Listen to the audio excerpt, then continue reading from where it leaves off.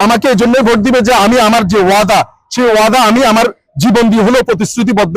কারণ এর আগে আমরা যে বাংলাদেশের একটি মাত্র বেয়ারিশ হাসপাতাল চট্টগ্রামে অবস্থিত, সেই বেয়ারিশ হাসপাতালটির প্রতিষ্ঠাতা আমি। তো সেখানে অনেক বড় বড় ব্যক্তিবর্গকে আমি নিয়ে গিয়েছি। এই বাংলাদেশের সারা বাংলাদেশের বেয়ারিশ পচাগলা নিঃস্ব মানুষের জন্য কোথাও একটি মেডিকেল কলেজ নেই, তাই তাদের অধিকার আদায়ের জন্য মহান সংসদে যাওয়া প্রয়োজন।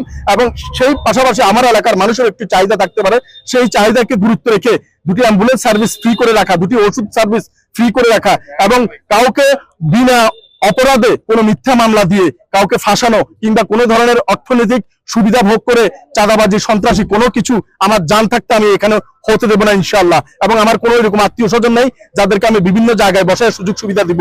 আপনি যে দলেই ভোট দেন না কেন, মনে রাখবেন ওই দল সর্বপ্রথম প্রায়োরিটি পাবে। এবং আমরা এটাও জানি যে সংসদ থেকে যদি 100 টাকা বাজেট হয়, জনগণের কাছে আস্তে আস্তে 10 টাকা পর্যন্ত থাকে, 90 টাকায় ফাঁকা হয়ে যায় মাঝখানে। এই একটি টাকাও ফাঁকা হবে না ইনশাআল্লাহ। 100 টাকা যদি বাজেট হয়, জনগণ পর্যন্ত 100 টাকা আসবে। এবং মনে রাখবেন এটাই শেষ সুযোগ। এরপরে আমারও এরকম এনার্জি নাই কিংবা এরকম টাকা পয়সা নাই বা আমার পিছনে এরকম ব্যাকআপ নাই যে আমি প্রতিবার এরকম দাঁড়াবো। হয়তো পারে এটাই শেষ, এটাই শুরু। নির্বাচনী প্রচারণা সেগুলো আমি আমার সর্বোচ্চটা দিয়ে আমার মাধ্যমে আমি করছি। আমি আপনার জানেন আমার একটা বিজনেস আছে পল্লী বাংলা ফুড প্রোডাক্টস, এবং আমি একটা বেসরকারি প্রতিষ্ঠান এফএক্স মেটাল ইন্ডাস্ট্রিজ এর ব্র্যান্ড অ্যাম্বাসেডর। তো আল্লাহ পাক আমাকে যা দিছে মোটামুটি আমার ওইটা দিয়েই হচ্ছে। কিন্তু এই নির্বাচনের বিশাল খরচ আমার একার পক্ষে সম্ভব না, বিধায় আমাদের অনেক প্রবাসী ভাই, অনেক স্বনামধন্য ভাই কিছুটা এগিয়ে এসেছে আমার পাশে। আমি প্রতি একদিন পর পর আমার এটা ক্লিয়ার করি।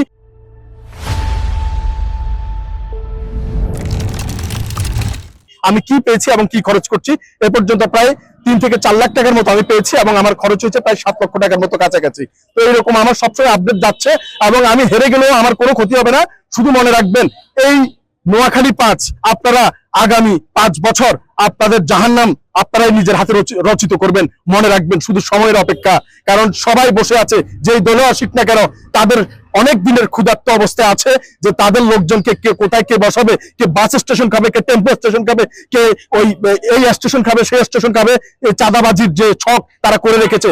এখন যারা যে সমস্ত ব্যবসায়ী লোক নিখাটাচ্ছে 1000 টাকা, তারা 5000 টাকা উঠে নিয়ে আসবে। যারা 1 কোটি টাকা দিচ্ছে প্রার্থীকে, তারা 10 কোটি টাকা নিয়ে আসবে। তাই সাবধান, আগামী 12 তারিখ কলম মার্কায় আপনাদের সর্বোচ্চ ম্যান্ডেট আশা করছি। তাওয়াক্কাল তু আল্লাহ। আমরা যেটা নিয়ে প্রচার করছিলাম কলম প্রতীক, সেই কলম প্রতীক ঠিকই বরাবর ন্যায় বরাদ্দ পেয়েছি, এবং আলহামদুলিল্লাহ আমরা শুকরিয়া আদায় করছি মহান আল্লাহর দরবারে।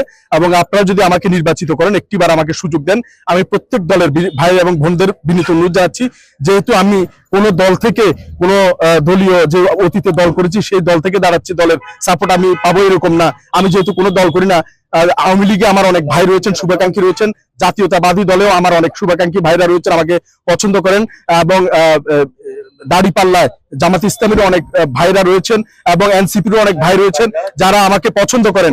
আপনারা যদি প্রত্যেকে যদি যার যার জায়গা থেকে এগিয়ে আসেন, মনে রাখেন একটি সংসদের এই আসনটি এই অন্যান্য দল না পেলেও তাদের কিচ্ছু আসে যাবে না, ওনারা ঠিকই সরকার গঠন করবে। কিন্তু এই আসনটি যদি আমরা পাই, যদি কলম প্রতীকে আমি নির্বাচিত হই, বাংলাদেশের সকল বেয়ারিশ মানুষ জিতে যাবে, এবং যে প্রবাসী ভাই তাদের অব্যক্ত কথাগুলো ফুটে আসবে।